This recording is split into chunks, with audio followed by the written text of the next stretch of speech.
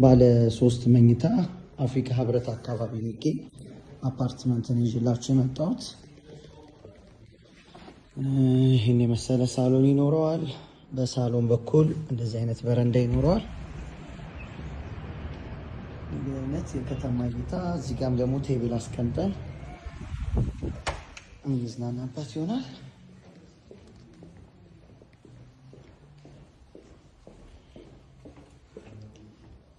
አንደኛው መኝታ ክፍል ቁምሳጥን ተገጥሞለታል። እንዲሁም በዚህም በኩል በረንዳውን አክሰስ ማድረግ እንችላለን። ይህ ደግሞ ሁለተኛው መኝታ ክፍል ነው። በዚህ በኩል ባዝሩም ይኖራል።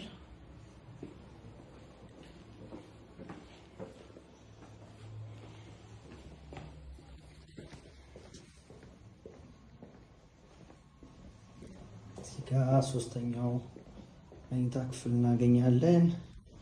በዚህም በኩል በረንዳውን አክሰስ ያደርጋል። እዚህ ጋር ኮመን ባዝሩም፣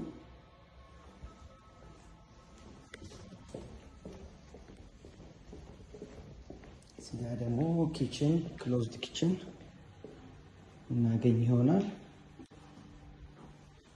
ሜትስ ሩም ይኖረናል እዚህ